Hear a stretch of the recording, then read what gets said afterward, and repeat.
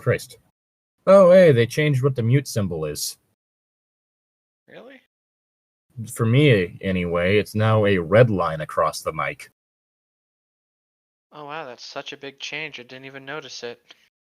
It's a noticeable change. The more confusing part to me is why it says muted by you, as in i.e. me. I did not mute Craig. Yeah, you didn't mute Craig. I muted Craig. I muted everyone that isn't a member of the podcast. Oh my gosh, even audio recorder and Dadbot? I mean, Dadbot's never talks, so... He's just made chat absolute chaos. I love it, though. As Ichitan has found out several times. Yeah. Oh boy, god damn it. Anyway, we're doing some more RPG horror stories. Yeah. In this, the year of our Lord 2020. And this time it's something we'll know very well, compared to probably most people reading it. Yeah, it's Monster of the Week, aka that thing that we play. Every other week. Yep. Ah, got him. That we play to varying results. Yeah. Of ability. Sometimes I'm alright at like being the keeper for that. Sometimes. And other times I hate everyone. Or you get drunk. Hey, I did that only once, sir. But the series we're doing is by Redditor Racha. I think I'm spelling that right. Holy shit. Saying that right. Gracia. Gracha. No, it's Gracicha, as in like gracias and cha. Cha's real smooth. Yeah, And that's what they're going for. Their experience with a terrible player. So I'm going to put a link to their profile in the description. The story we're starting off with is Jade and the character design from Hell. Oh boy. So we play a game called Monster of the Week. MATW is more modern paranormal than D&D's pseudo-medieval high fantasy. The way it works is you pick a playbook, like a class, and then from that playbook you pick a certain number of special moves, one of a handful of stat arrays, weapons, and then existing connections to each of the other players. Mm-hmm. So given the game pitch and playing a sort of SCP-flavored horror game, where we've just been hired for a secret organization that collects and catalogs monsters, makes magical tech and robots, restricts public awareness of monsters, and, such in and such out, the things alike. Yeah. Which, that's actually a really good idea, not gonna lie. Yeah. Cool idea. Like in our case, I ended up basically having it to where it came up with a generic starting thing and then had it to where the type of story it was going to be was determined by what everyone chose. Yep. Which did cause some problems because there was literally a moment of, okay, I need you people to explain to me why you joined up, and nobody came up with anything. So, well, it was a lot of people's first time. They hadn't gotten it yet. Yeah, it was just a whole thing of, I can't just railroad you guys into being together. This party's too random for me to make sense of all this. Like, one of the things I hate is basically just arbitrarily saying, you guys decide to team up. Yeah. Yeah, your characters are expected to team up, but I don't want to just, say why you did it. I kind of want the players to figure out why. Especially because half of my characters hate, the characters of the other people. Jade picks Snoop. So basically these BuzzFeed Unsolved guys. Mm-hmm. I'm dancing on your bridge, goat man. And the playbook gives her a camera crew, minor celebrity status. She can use it to make people trust her, camera equipment, and a different employer altogether. Producer. Which all presents a problem for a top secret organization. Yeah, if I was told, hey, we're doing an SCP style thing to where you guys are all working for a secret organization that likes to keep things hush-hush and you're all supposed to be cataloging and collecting things, the last thing I'd go for is the Snoop. I know how to make the Snoop work. The organization was hired to help make cover-up stories. Either that, or I'd have it to where they were basically on their own, the organization kind of working against the organization. Yeah, or maybe they're using since this person is a snoop, he's clearly looking for this kind of stuff. Maybe he's a field agent scout, and everyone in the part of the producers organization, is the organization they're working for. Yeah, or like something to where it's like his job is to make it seem fictional. Because like with that sort of like unsolved mystery stuff and all that, most people just accept it as all fake. Yeah, they hack it up a lot or whatever the phrase is, Yeah. So it would have to be a thing to where what their job was very specific, and the Snoop thing was more of a cover. Yeah, like they fight the monster, and then afterwards, after the thing's picked up, that's when you do the cover story because now it's gone. Hiding in plain sight. Yeah, stuff like that. But at the same time, I think most people who just hear that and go with, yeah, I'm gonna go with Snoop, thinking that. No, if you say, hey, I want to be a Snoop, you run it by them. Yeah, that's another thing. Run it by whoever's in charge. Anyway, continue. Yeah, the GM was so overwhelmed trying to keep track of our character's special connections, I made him a diagram, that he didn't realize what the playbook was, and when he did, he assured him that it wouldn't be a problem to adapt it to the campaign. Spoilers, it was. Yeah. I trusted her because she actually ran Monster of the Week before, and the rest of us mostly do D&D. That's... oh boy. Because that's the whole thing. Like, we just came up with ways to adapt it. Mm-hmm. Like, have it to where they're... because thing that immediately popped into my mind, in the SCP universe, there is an organization whose goal is to unveil all this stuff to humanity. Yeah. You go with working against, you could have it to where they were basically the Snoop wasn't working with the rest of the party. They were actually working for basically the in-universe equivalent of the Serpent's Hand. Oh, so that's like, hey, by the way, everyone here, please don't, metagame, but I'm working for the enemy as a spy kind of thing. Or maybe not even as a spy, just have it to where they keep bumping into each other, going after the same things. They just roll up at the same time. Yeah, basically, like, literally a whole thing. Have it to where they are playing the villain. Oh my gosh. It would be difficult, but it could work. I'm just picturing the entire party, like, depending on who's in the party, if they're the more aggressive kind of combat classes, they might just murder him. Yeah. It'd also be a whole thing of you have to trust the party not to metagame, because you have opposing teams finding out about what the other is doing. Yeah. Because they're at the table. Yeah. Like, again, it'd be something where you have to be able to trust your players, but you could do it. Yeah. She also decided that our monstrous werewolf is her brother, who went missing 5 years ago when the organization scooped her up, and our professional, basically a sexier Mulder, is her college best friend. Oh dear God. This mostly means she meddles heavily with the professional and the monstrous' choices in game, using their emotional ties. But that's a later post. It's been 5 years. Just have them ignore her. It's been 1 week since you looked at me. I forgot what we did for everyone else in our party group. For their emotional ties? Yeah, I don't remember what Zephy did for anyone. Well, basically, like, there was the psychic thing, for Jade, the attraction thing for Arlo. Alright, that was an option I could do. Right. Yeah, that was an option. And the former rival thing for for Casimir. Holy shit, Casimir. And I forgot what the other ones were, but they were things that could be explained through the we just met thing. Yeah.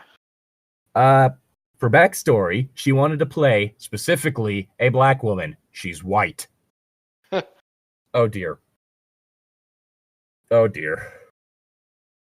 Her brother's player has no special interest in a specific race, but since the player grew up in part in Singapore, He preferred to play an Indian character because there was a fairly high Indian population, so he knew more about his character's culture.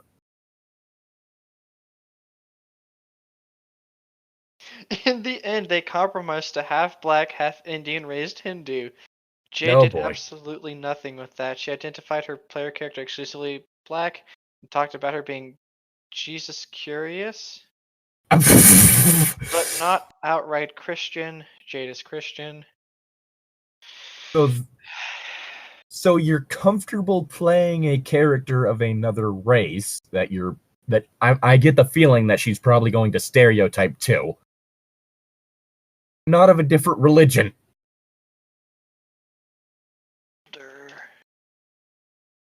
Okay. Also Christ curious. That's just, yeah, I'm Christ curious. Oh, God. I invite Jehovah's Witnesses into my house. I'm just thinking of like that sort of thing in the Unmasked universe, because after the reveal of like all those different gods existing, a lot fewer people ended up being Christian. Makes sense. I could. I'm just picturing someone like having a long list of gods like on like a pamphlet, and every time something goes bad, they go down the list and pray to each one in like alphabetical order until one works for them. Which probably doesn't help that in universe I have an organization called the Children of Eve, which is basically a human supremacist group. Oh no. Yeah. I want to go back to things. I want to go back to the things, how things were before I was exposed to all these monsters and gods and whatnot. I want to go back to the way things used to be when there was just humans and animals. Yeah, none of these weird, Well, part of it is also driven by the whole thing you see in a lot of like Christian, Islamic, Judeo like myth and all that sort of stuff, in which the only things that have souls are humans. Yeah. Shown very specifically in universe that basically if it lives, it has a soul. Yeah, and even like some things that aren't living don't have, even some things that aren't technically living have souls. Like this cursed sword. Like literally the way that a demon deal works is that you and the demon swap parts of each other's souls. Oh. Yep. So like when you die, does his part of his soul drag the rest of your soul back to him or something? It depends on whether or not what the deal exactly was for. So unless the deal was for them to get your soul upon your death, and that's what they wanted out of it, then it's basically just a whole thing of, like, when you die, your cobbled together soul is going to go to whatever afterlife. Yeah. But if the deal was that they get your soul, then it goes to them. Why do they want your soul anyways? Is it like Most a currency? of them don't. Aw. Yeah, I was just like a lot of the things are stated to basically be like propaganda made up by like the Catholic Church during the medieval era. Like crucifixes hurting vampires. I'm just picturing like a JoJo villain that just collects souls. This is my soul collection. Now that just reminds me, there's a collection. Technically, it's a race, but it also includes, weirdly enough, some animals. In which basically the whole thing is that it's like a Serbian mythology. They're called like a duhak. And what it is that they're stated to be people born with the souls of dragons. Oh god. The way I decided to do this is that they could astral project their soul. Fuck you, my astral projection's a goddamn dragon! And so not only are you fighting this one guy, but also now the giant soul dragon he just summoned.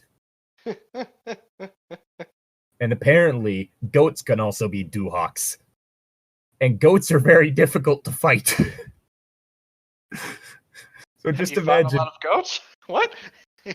Just imagine a goat picking a fight with you, and then it summons a dragon. Ah, I'm getting kneed in the stomach, and there's fire in front of me now. I'm getting rammed by something that can scale a mountain. I'm just picturing... And there's also a flying dragon. I can just picture like the astral projection for some of the goats, like if they don't know how to work it well, just treat it as like a larger extension of themselves. So you just have dragons headbutting you? Oh God. But yeah, so and it's not like it's a separate entity because it is their soul. They have full control of it. But Exactly. yeah. So the goat charges you with a dragon. So yeah, there is actually a group of people who have a stand, and said stand is a dragon.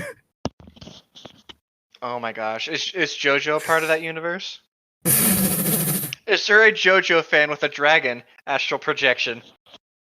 I mean, JoJo was the original manga is from like early 90s, late 80s. So technically JoJo would exist. Good. Okay. Let's see. Okay, great. She sets about giving her character a backstory. Unbeknownst to most of the players, she decides Jade has been in a string of emotionally abusive relationships. This could only end well. All of whom her brother hated and tried to get her to dump until she got engaged to a really nice guy who was friendly with her brother, helped him when he got bit, etc. He was psychic, precog, but she didn't know. Okay, cool.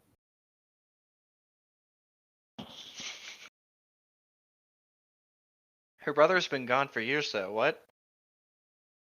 Yeah, apparently it's been going on a while. So he probably left right when right when he saw the nice guy. And I would too. Yeah, but secretly that fiance used his powers to predict her responses to manipulate and abuse her until she was so suicidal after her brother disappeared that he decided she was too messy and dumped her.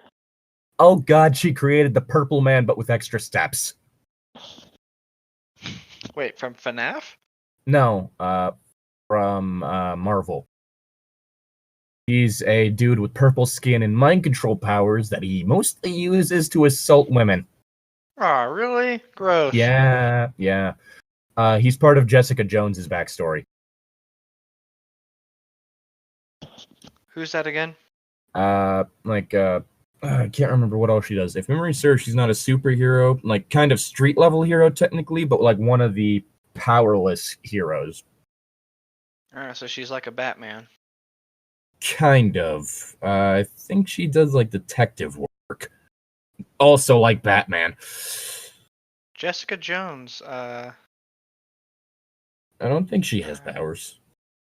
She was part of the whole Defender series. Picture. Let's see. Jessica Jones powers. Jessica Jones. Wikipedia. Okay, let's look. Okay, I'm gonna put Jessica Jones 616 to see what she does in the comics. Jessica's able to fly. She is able to fly? Yeah. Jessica was given a degree of psionic protection by Jean Grey. Oh, so her powers were bestowed. Okay, so no, the psionic was to help her fight against Purple Man. Oh, son. Okay, yeah, I got you. She also has a capability to lift a 2-ton police car with little effort. Jesus. After coming into contact with experimental chemicals and spending some time in a coma, Jessica emerged with superhuman abilities. Yep, the 2-ton police car. At first, Jessica relied on her powers and her own form of street fighting. Later, working with the Avengers, she was trained in basic hand-to-hand combat. Abilities, private investigator. Oh, so like, have you been watching it like her series on Netflix or something?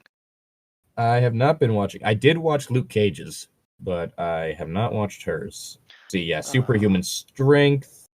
She later sent Spider-Woman flying across a room, through a table, and into unconsciousness with a single blow. Oh my gosh. Durability, her body and tissues are far more resistant to certain types of injury, particularly impact forces. After several men pointed guns at her, Jessica implied that shooting her would only ruin her jacket. However, afterwards, she stated that she did not know if she was bulletproof. So she just bluffed them. Honestly, if I was a bad guy and I was in the world of superheroes and someone told me shooting wasn't going to work them, I probably would just to ruin their clothes. Let's see. Being slashed by one of Owl's men with a knife did produce a wound, though a superficial one that only required light bandaging. During a battle against the Avengers, Jessica suffered severe injuries when she was punched in the face by the Vision, damage to her naked nose. She was later able to withstand being punched by a human on mutant growth hormone, though she suffered a bloody nose as a result. Yep, flight, her first superpower. Okay, so I guess she developed like these at different stages. Interesting. Yeah, she slowly I might need like to look kept. over, It's like she comics. watched the world power creep around her, so she's like, "All right, I gotta get stronger too." And now we're in a world where the immortal exists, so this is really going to take some creep. Mm-hmm. It's the strongest form of Hulk so far, and if there's anything to go off of, apparently in the distant future he becomes a cosmic, like, eldritch monstrosity, basically. Cosmic Eldritch Hulk. I just search Immortal Hulk. Cosmic Hulk, Earth 616. Okay, apparently there's also a cosmic Hulk. Terrifying. Anyway, except her brother's player had just gotten out of an abusive relationship, and this fiance was supposed to be his character's friend. Why would you force this on someone? This is bad. Hey, I know you just got out of an abusive relationship, but how about I make this character who is abusive towards my character your friend? Fuck off. What's more, as she became determined to make her player character the most miserable character. Also unbelievable. Also unbelievably, we had to run into character abuses precog abilities to get other characters into a romantic relationship before, with a certain fanship for a podcast we all listen to. I'm sorry, what? Jade had been there for me, talking extensively about how deeply uncomfortable it made me. Overbearing mother used to tell me she was able to predict me. So she knew this was a bad idea. Mm-hmm. She knew that her friends did not like this idea. And she still did it. Is this what they call a party foul? Yes. This is several party fouls. Ah, wow. We're going to get a party foul strike at this rate. Yeah. What's more, as she became determined to make her PC the most miserable character there, yeah, forcing her character to have to deal with several abusive relationships will do that. Mm-hmm. Again, it's one of those things where it's like, okay, if you're doing it in a way that actually informs the character, that's one thing, but just doing it for angst fuel is kind of disrespectful. Mm-hmm. These people it started making our GM, who is half black, uncomfortable because he really didn't want to see an abused black woman played for angst by a white woman. I don't blame him. Yeah, I can understand I don't want to see that. This is just never again, please. This is when everyone's just like, can you not, please? Like, dear God. You could tell people no. I hope you know that. Oh, I think it's just that the DM was overwhelmed, so he didn't want to seem like he was just stepping on toes or anything. He was trying to keep conflict down. He'd have to, confront everyone there with all this bullshit. Yeah. Oh yeah. Ugh, yeah. But because we were friends and we kept giving her the benefit of the doubt, and because a lot of this information about her backstory was secret and in different people's DMs, the semi-famous YouTuber Jesus Curious abused black woman who meddles in the lives of her best friend and brother was allowed to join the top secret organization. So she didn't even make this information public to the table. She made it to where each person only knew a bit of this. Alright, that's a red flag right there. That's several red flags topped on top of each other, just taped together. Yeah, that's and just smacking you in the face. Yeah. And that was literally just the top of the iceberg with her. Oh no. Oh boy. And now, Jade and the werewolf secret. Alright, so let's see. I talked about Jade before here.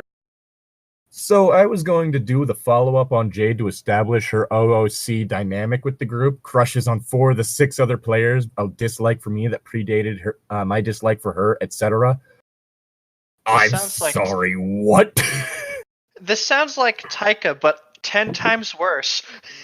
And not in character. Yeah. This would be like if you legitimately hated most of the people you were playing with. I do hate one. No, not hated. If you wanted to fuck most of the people you were playing with. Alright, yeah, no. Yeah.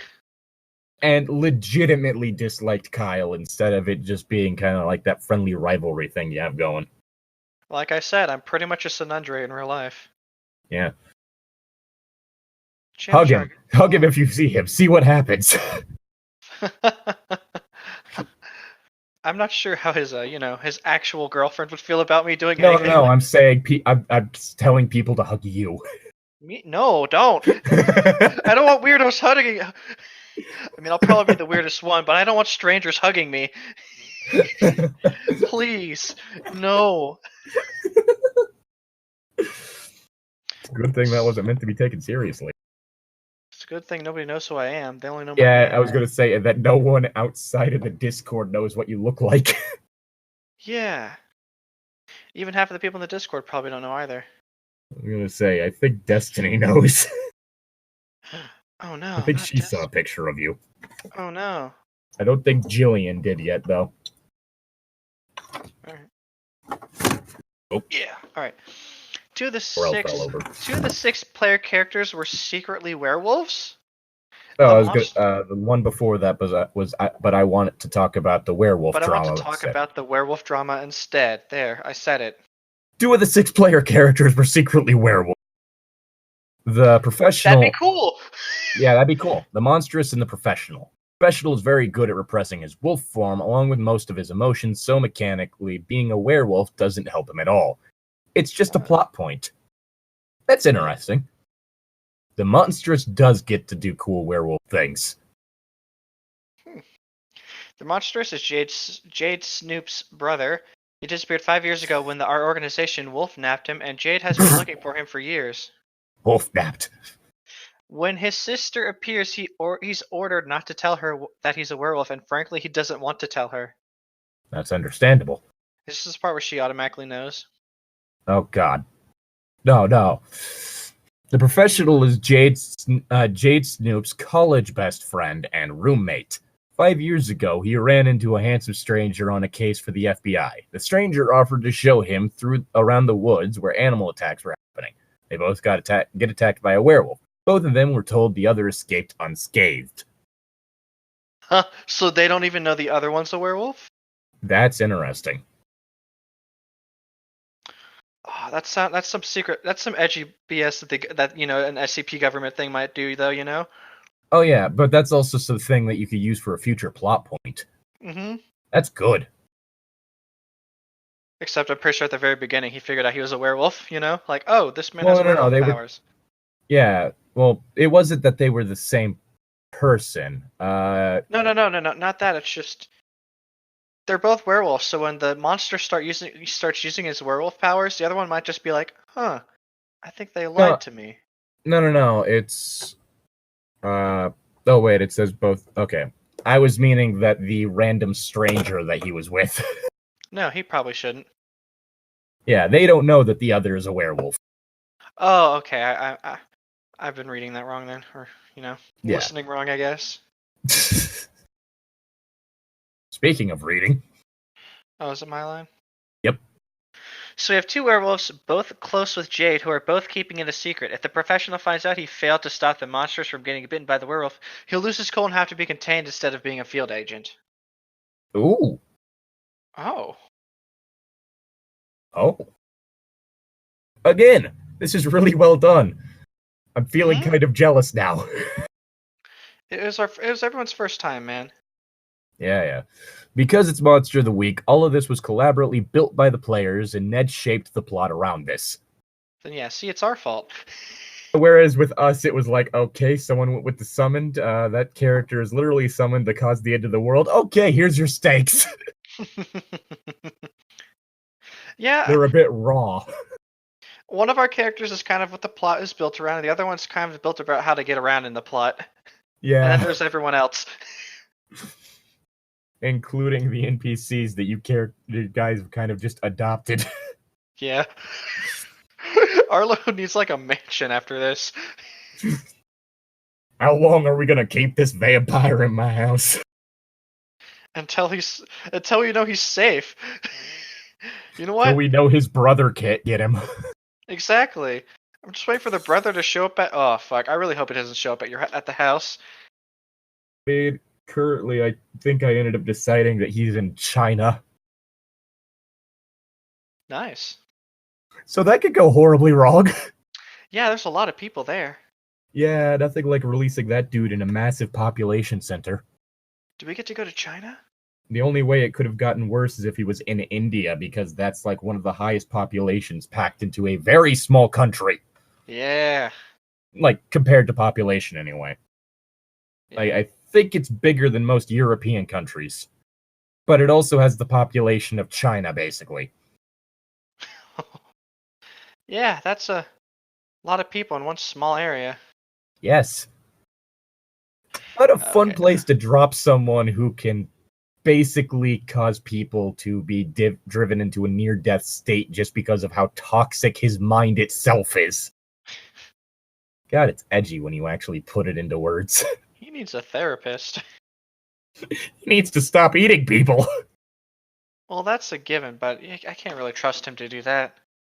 A professional is sweet. I believe... So no one knows the monstrous is a werewolf except my Flake, who ran into the monstrous while they were both in a homeless camp 5 years ago. Him, a fresh werewolf. Her, an amateur cryptozoologist. He tried to kill her. She got him to shift back before he could maul her, and was too busy being like, hell yeah, a werewolf, to be like, a werewolf! So the monstrous likes her, and she thinks it's great. Flake again. Flake is what Arlo is. Ah, right, yeah. So the kook. Yeah, he's the kooky one, yeah. Yes. The only thing we really have for Arlo is the fact that he doesn't trust the government and that he's a UFO truther. I'm waiting for you to actually give him an alien. Is this a thing where I basically just for the entire thing don't give him an alien, but give him things that people would think are aliens? That one episode of Supernatural where there was like the alien abduction, but what it actually was fairies. Sure, but here's the thing. Casimir's technically an alien, and so is Zephy. Kind of, yeah. Yeah. I mean, Zephy's an angel, so it's more of a different plane of reality. But yeah. Zephy just kind of rolled up at his house just like, sup, bitch. I'm here to fight this one guy, don't mind me. Even though you're pretty hot. There were two alien situations in Supernatural. First one was the Archangel Gabriel playing a trick on people. Why? Because it turns out he's also Loki. Huh, that's a nice meme. And so literally what it was call it like this frat boy who was being a douche to people. He created a fake scenario in which an alien abducted him, probed him, and then forced him to slow dance with it.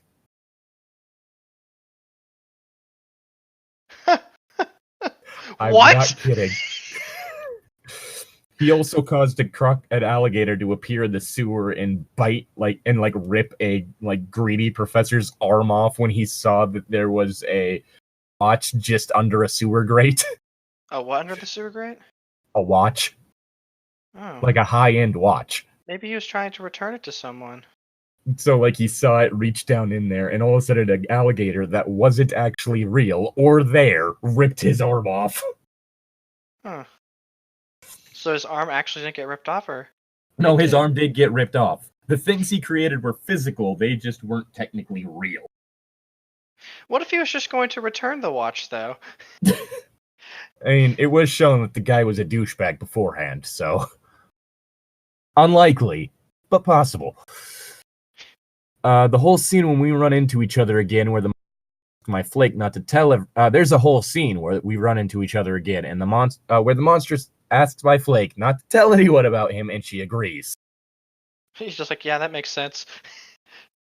Yeah. I already have all your pictures of you stored on my phone. What? 15 werewolves. Oh god, that thing.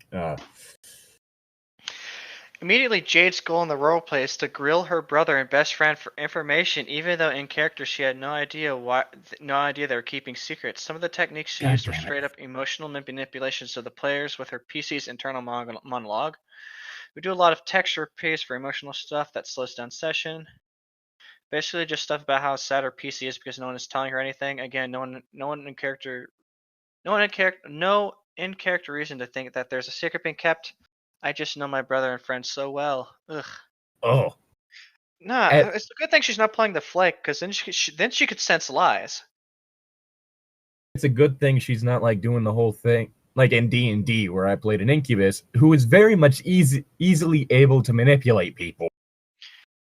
You're lucky I have low wisdom. I really didn't want to stay there and have her talk.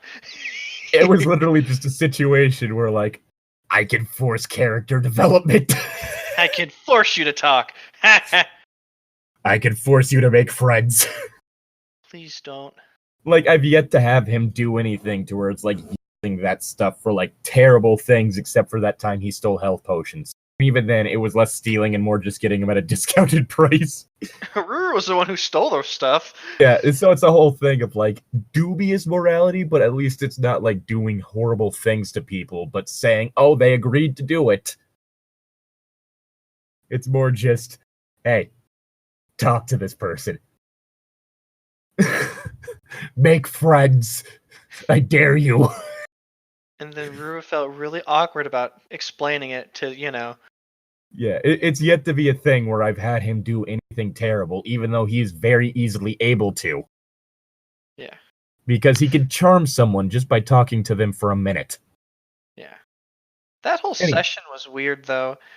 Our Cleric was actually a fox that's trying to become a god, but doesn't understand emotions. And then Ruru's just like, well, if you want to learn the bad stuff, with a backstory that's basically the story of Susan, though with some derivations, that being the whole thing. The story of Susan is that Susan was basically already kind of a local god, and what happened is that she fell in love with some random Chinese dude, and then accidentally revealed her form, causing him to die of a heart attack. That's actually the story of Susan. Is like they were married for years, and then like she got drunk and turned into her giant snake form as a result. And she crushed him on accident, or he just had a heart attack from fear? He had a heart attack from fear. Oh, if I was drunk that happened, I would have been like, damn, this is cool. God damn it. Famously, she got the professor to tell her that he's a werewolf because she gave him the silent treatment after he didn't tell her what was bothering him. Fine, whatever. She then immediately moves to trying to get her brother to tell her that he's a I dislike this person. Yeah, me too. God, like, I mean, granted, I've been having stuff in Monster of the Week where, like the whole thing with Ranmus just letting slip things that he really shouldn't. Yeah. But at least it feels like just an in-character thing of, he's just not good at keeping secrets. He doesn't know that he's not supposed to tell people things. Yeah. Like, at least it feels like an in-character thing, and even then, it's more to drive conflict and create character situations. It's not just, here's a thing. It's not just hey, tell me this now. You know what? If we do Monster Hunter again, I should play a Crooked. Monster of the Week? Yeah, if we do Monster of the Week again, I want to play a Crooked and literally just make Ruru. Did I tell you about the Choson I want to make? I think so, but remind me.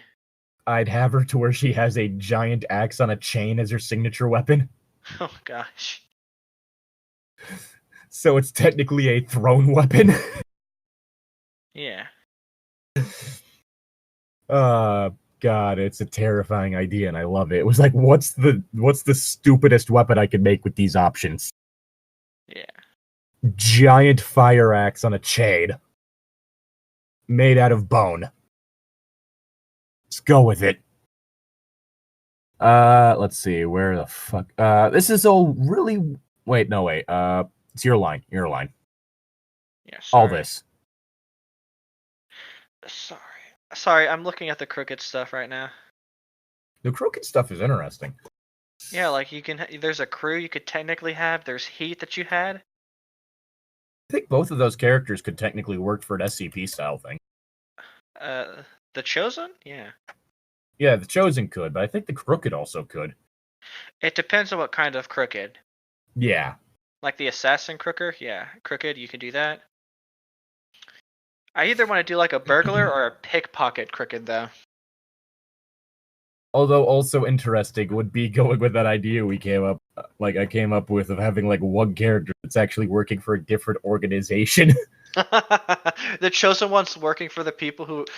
No, the Chosen One's working for an organization that tricked him into thinking that these monsters are being trapped and held, irresponsibly, and he's trying to break them out. So it's literally him trying to keep the monsters from getting into the organization.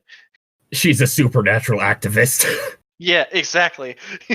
I mean, granted, the way I had her set up is literally that her weapon is something that she got off of a dead monster that tried to kill her. Huh. So she'd be more likely to be like, no, we need to get these things away from people. Ah. Yeah. Alright. Anyway. Still your line. Sorry. All this is really weird because she helped come up with the whole storyline about the monstrous and the professional keeping their werewolf stuff a secret from each other. Like, this was all session 0 stuff we workshopped as a group, and we're very excited about. If you're gonna have the reveals happen, make sure they happen organically. Yeah. Like I said, the moment in which, like, my Incubus character kind of forced character development, it was very much a thing. Like, that feels like just something he'd do. Yeah. Like, he's finding this whole situation entertaining, and all of a sudden, like, one of the few other people in the party he could call a friend pops up, and he's just like, no, you're staying here. She's like, oh, I Literally, like you, so fine. He's sitting down, and as she's standing in the doorway, when people notice her, he just grabs a hold of her wrist. Like, no, I know what you're doing, and I'm not letting you. And just goes, come on, you owe her this much after she gave you her coin pouch. Yeah, just Ruru's like, damn it, gonna put me on the spot like that in front of all these people. And then I rolled a 25 of persuasion. Yep. And then we had a talk. I am so happy that I put expertise in persuasion because it made that stat terrible to deal with. Mm-hmm. Because it's a +8 in that and a +8 in performance. Yeah. Have we leveled up in order to increase our proficiencies yet? We haven't leveled up. I think that's level 5. Yeah, level 4. We're at level 3. I see we're level 4 or 5 because if I recall correctly, I don't have Jack of all trades, but I do have expertise and a few skills. Yeah, which the bard is one of those things that gets lucky in that they have expertise and Jack of all trades. Yeah. Like at 2nd level, because screw you, I'm good at everything. You can learn to make a steely bard. Awesome. Yep. Let's see. Now my PC is friends with her brother, and the professional is my Flake's cousin. So I'm in the middle of all this. Dear God. And I've already learned that it'll danger my cousin if he finds out this other guy is a werewolf, even though I don't know my cousin is a werewolf yet. So my Flake wants to keep this a secret. The Flake was told to keep it a secret, and they did. Good Flake. Give him a head pat. Give the Flake a head pat. Give your conspiracy theorist a head pat today. Mm-hmm. They need it. They have a lot of mental strain going on. Since he'd ask her to help him keep a secret, my PC approached him and was like, hey, want lying lessons? Because otherwise he's going to fold like a wet paper bag. So then Boyd has an in-character justification for his notoriously honest character to be able to lie to his sister. Nice. Jade. Good on ya. Good on ya. Good party member. Yeah, good party member. You also get head pats. Well, he is the Flake. Ah, yeah. So you get double head pats. You're helping the party. Yeah. Instead of destroying it. Mm-hmm. Jade, doesn't like my character interfering. Which is ironic, because I had an in-character reason to keep the secret, but she had no in-character reason to think there was a secret at all. All of which sets us up for the first incident, Jade giving another player a panic attack and Ned announcing a retcon. Jesus Christ! Oh, I didn't even read that next one. Oh no, this is gonna be bad. Oh. Jade gives a player a panic attack. I'm adding content warnings at the top here for the fictional abuse and fictional attempted suicide. Dear God. So a quick rundown. Jade helps build a subplot where PCs keep secrets before the campaign starts using relationship tags as leverage to get info, gets mad if anyone gets in her way, trying to solve the subplot right away via metagaming. She invents an abusive ex and insists that Boyd's character was friends with him. The ex is almost exactly a copy of a character that previously upset me, and Boyd is an abuse victim. Keeps discussing how sexy this ex is. I'm about to smack this bitch up. Even I could tell this is just bad and ugh. Like, it's disgusting. Before that, it was disrespectful, and then there's that last. Yeah. And the best I could put it is that I want to choke slam this person. Go ahead, I'll watch. I'm going to throw her off of the top of Hell in a Cell. And then down onto the table, right? Through the table. By God, she is broken in half. And now she decides her snoop is going to try and bring down the organization we want. Discuss this with the GM first. The plan involved leaking a bunch of information using her massive online following and then committing suicide to avoid punishment. Luckily, if it's anything like the SCP Foundation, there's amnestics. Yeah, I'm pretty sure. Just That's use what mimetic I fucking amnestics bob to on make them. everyone Yeah. forget. Sorry. Mimetic amnestics. Very useful. Mm-hmm. Or I guess it would be incognito hazard style amnestics. Point is, a visual signal that causes people to lose their memories of the thing. Yeah. But we don't know the power level of this organization yet. That's true. She tells Lucky, who plays the professional and her character's best friend, about this plan. Lucky talks Jade out of this plan because Lucky, simply put, does not want to deal with what this would do to the campaign. Neither would I. Yeah. Oh God, this seems like it's. Ugh. Jade seems like a terrible person. Jade is a terrible person. There's I much prefer terracotta. Yeah. I'm just imagining having higher-ups kind of like the higher-ups of the SCP Foundation, so you just have people that are like really fucking weird as your higher-ups. Yeah. And we've never managed to get a picture of his face. That one guy who stated that his name is actually a musical note. There's a guy there in the one of the hires up in the SCP world's name is a musical note. Yeah, Dr. Clef. Ah, that makes sense. That's how we got the name Dr. Clef, because nobody could actually pronounce his name because it's a musical played on a specific instrument. Does anybody know the musical instrument? Yeah, he has stated what it is. Ah. But it's not like anyone's able to do it. It's also some different things. He might actually be like, he is kind of like some ancient, powerful being who just so happens to be working for the organization. Really? Can't remember what exactly.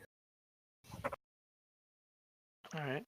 And then you have Dr. Light, who's technically immortal and won't stop doing terrible, terrible things with said immortality.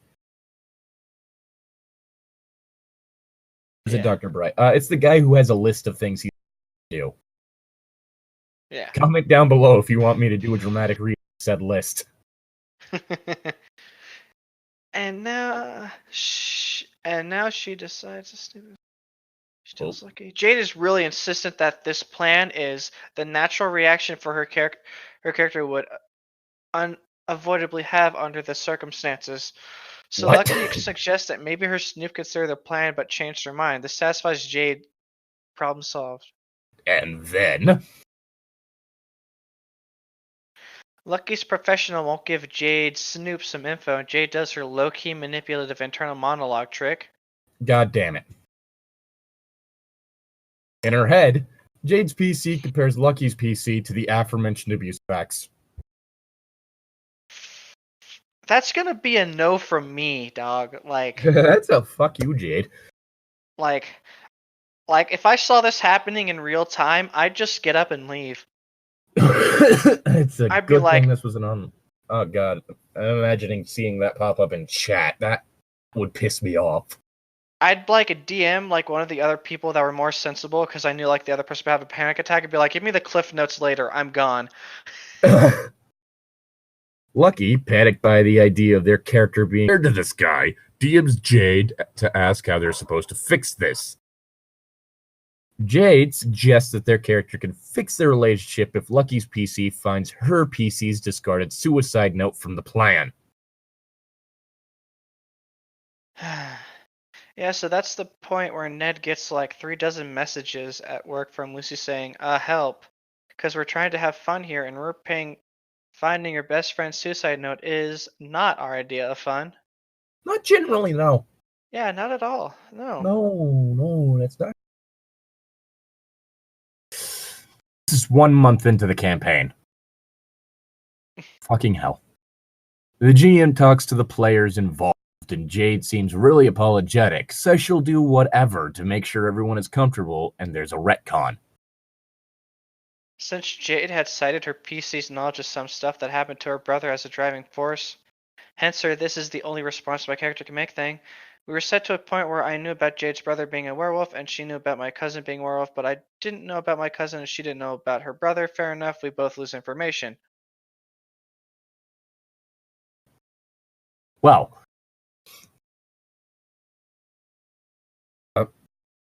also like to point out that doesn't feel like a thing that would lead to suicide. She's just trying to get what she wants through manipulation. Yeah, because it's a whole thing of like, there's not actually a rational explanation. Yeah. Oh god. The whole thing of just saying, this is your fault. Oh god, that... Mm-hmm. Immediately she starts getting passive-aggressive, bringing up things and then going, oh, but that was retconned. Shut up. Motherfucker. Constantly. More so to Boyd, complaining that she might as well make a new character. No one writes fan fiction about her character. No one seems invested. She has to completely radically change her character. She's not going to be allowed to threaten suicide whenever she wants, etc.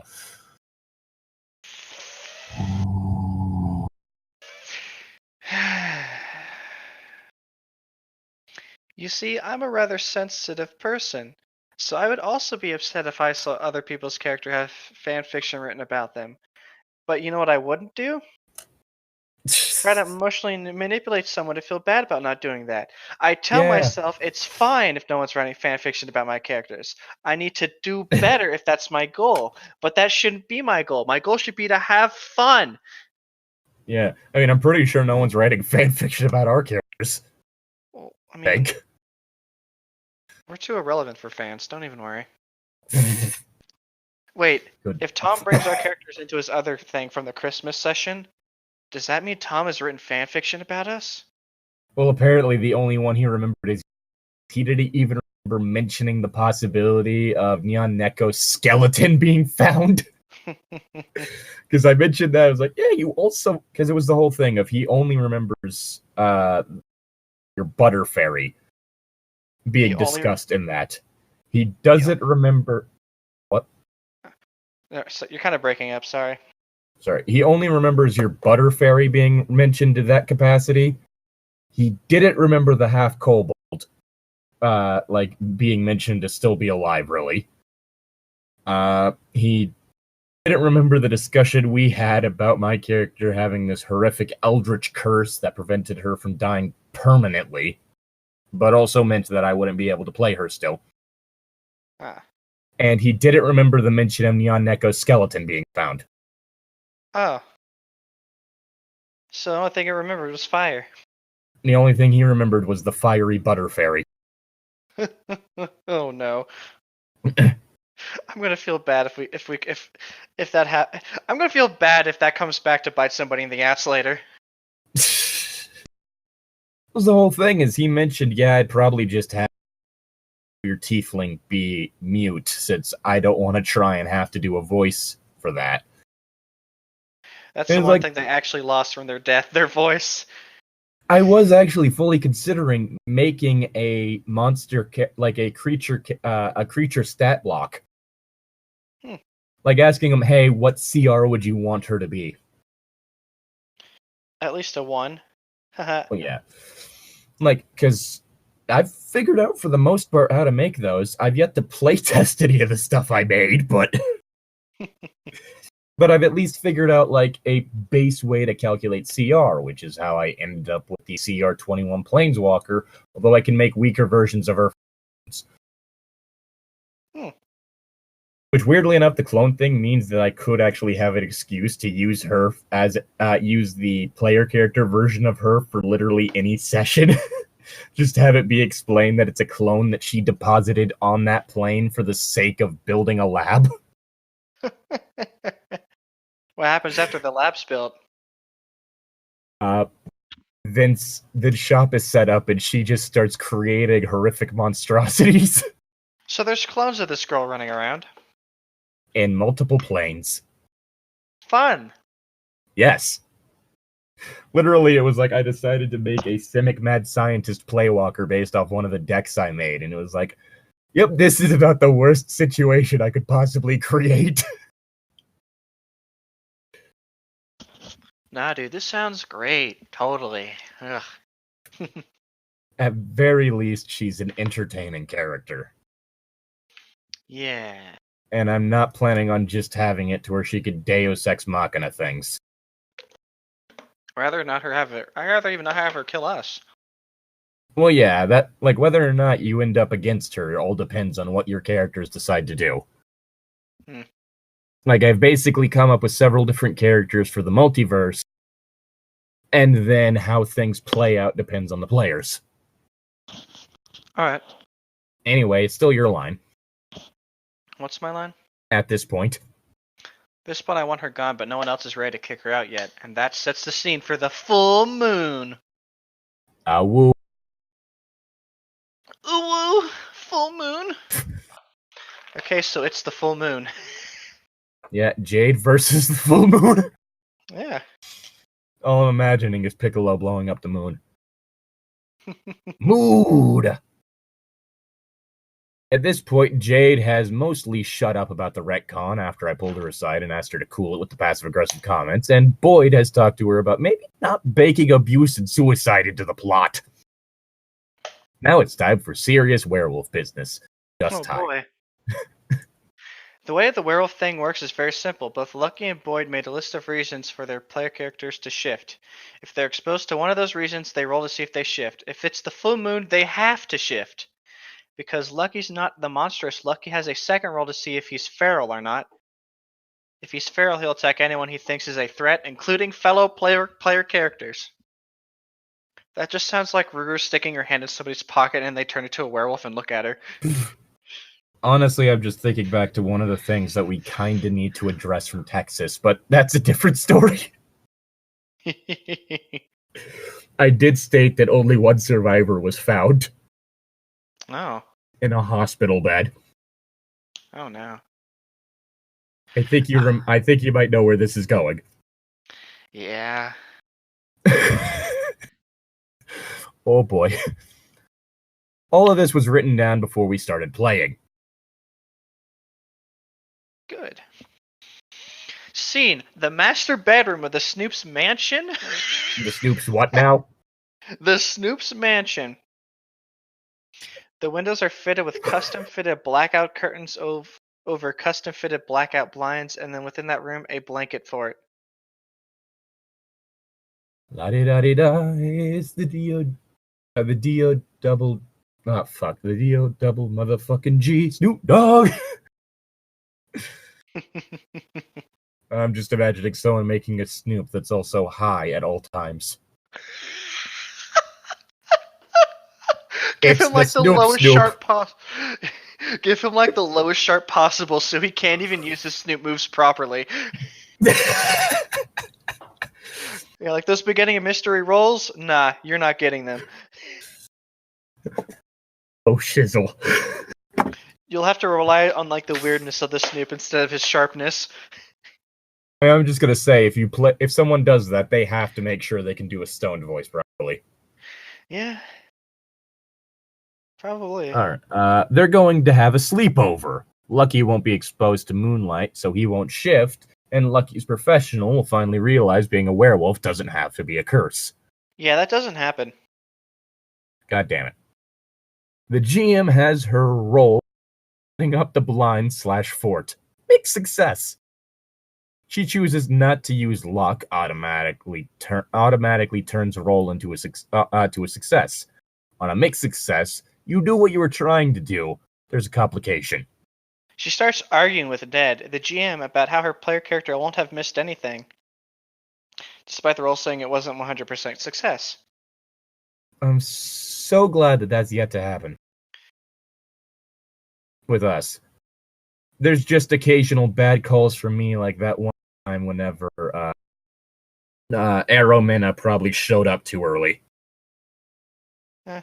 Because of how high Arlo rolled on his sharp.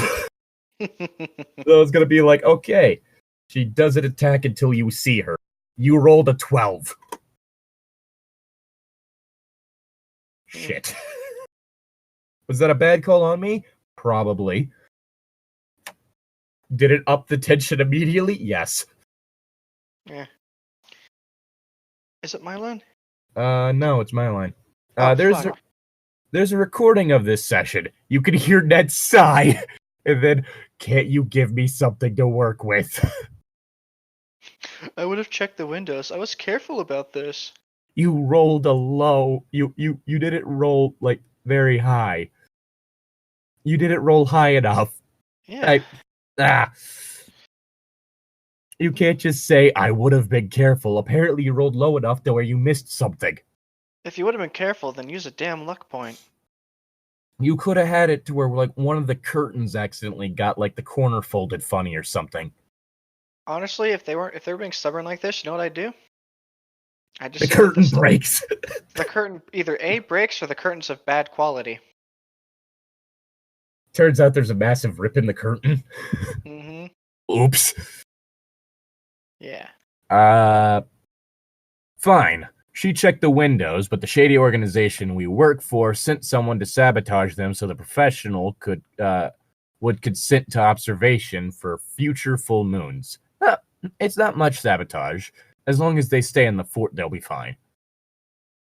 Luckily makes a character choice about the relative size of their player character's bladder, considering he's been drinking pop and eating snacks at the sleepover, so the professional leaves the fort. It's always the small things. Like the bladder. Yeah. And the sheer amount of soda you've been drinking. God, that was a lot of soda, dude. You better hurry. I don't want you pissing on my carpet. Fucking dog. Is your werewolf house trained? God damn it. He locks himself in the bathroom when the shift starts so that he won't hurt the Snoop. She comes and talks to the wolf through the door. Wolf is safe, calm, and contained. Secured, contained, and protected. All she has to do is call the organization for help or wait for morning, and it will be fine. But... Oh, sorry. No, that was my line. But... Yeah, your line was but. All I can think about is having a session of like this whole like SCP style idea, and have it to where what that session is that something broke containment.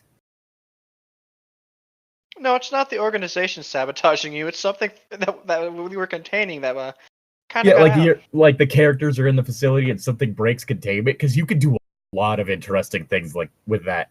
You could have it to where, oh, a monster you managed to make friends with turns out to be pretty powerful. You could release that and sick it on him. Yeah. Like stuff like that. Yeah. Like that'd be an interesting idea. Someone might die, but yeah. Well, yeah. But even when I'm trying to get characters to die, which again I've only done because of how many goddamn characters there are, I tend to fail. Yeah, but everyone likes Casimir. Killing Casimir would be bad. Fine, I'll kill Olaf. And before it turns out being Zephy, you kill. This is all I didn't just a even wild... try to do this. This is all just a wild, elaborate setup to get me to feel safe. And then, wham! Zephy's dead. Jade decides because she triple-checked the blind, she must know there's a saboteur. Like, I'd at least have, like, a sharp roll for that. Mm-hmm. Like, there must be a saboteur. Roll sharp. 6. You don't know there's a saboteur. Yeah. And she won't call the organization because she suspects them. Classic Jade. What? If I still want it to be like I think someone's sabotaging it, I would have think there was a thief in my house, not the organization. Oh, actually, yeah, thief would be my first thought. Like, someone broke in. Yeah, who the fuck broke into my house? Not someone knows.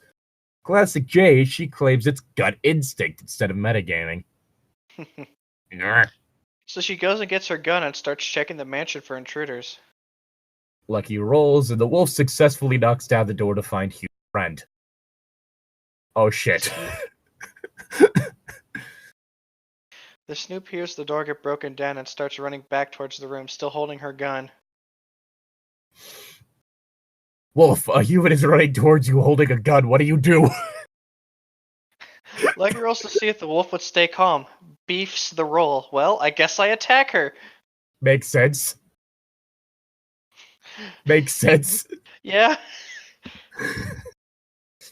Wolf rolls well on the attack and gets its teeth into her leg. Ned has built-in safety net into the session and at this point has to use it. The organization comes in, tranquilizes the wolf and the snoop, and amputates the leg to avoid her turning into a werewolf.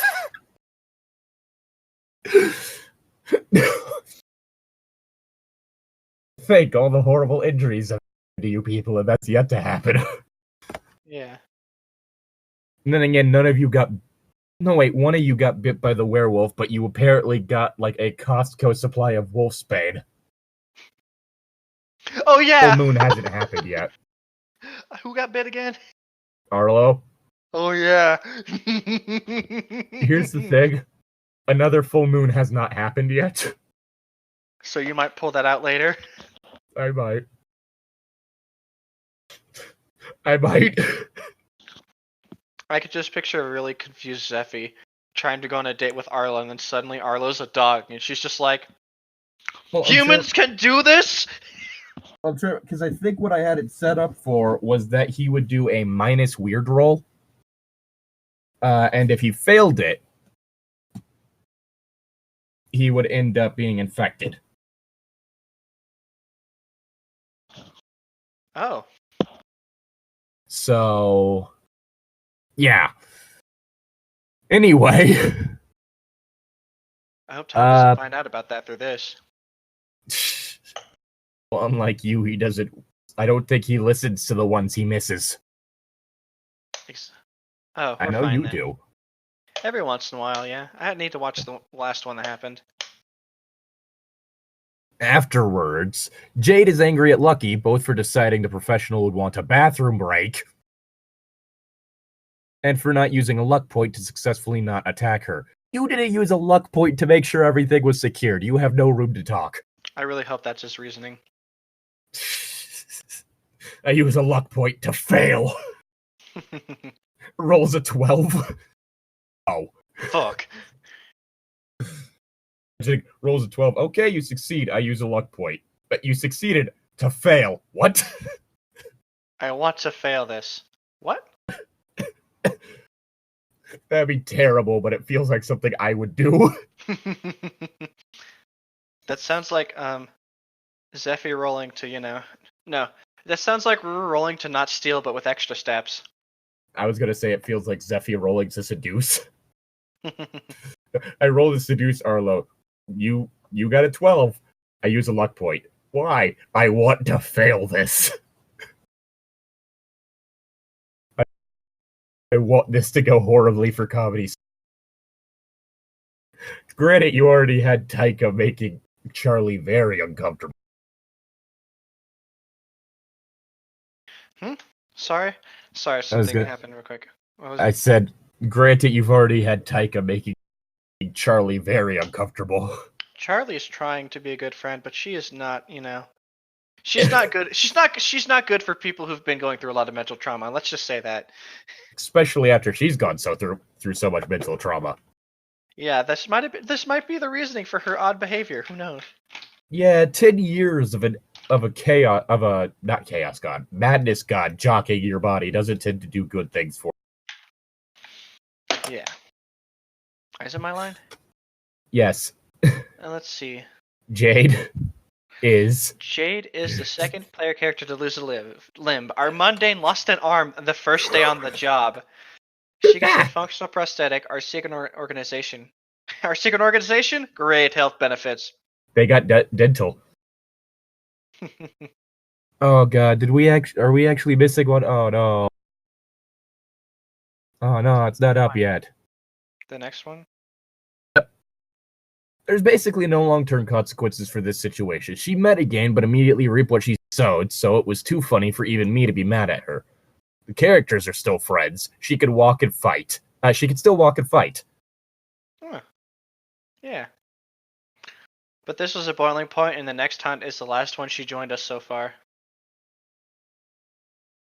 Oh god, someone made a Twilight joke in the comments. Is the next leg of this going to turn out to be a dream sequence showing what might have happened? Did that happen in Twilight? It happened in the movies. Nice. It was literally like, oh shit, I forgot the name of the character who could see the future. Basically, we actually liked, right?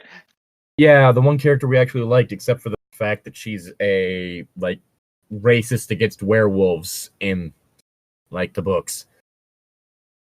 But basically, she shows, the Volturi leader, a vision of what would happen if he decides to fight them.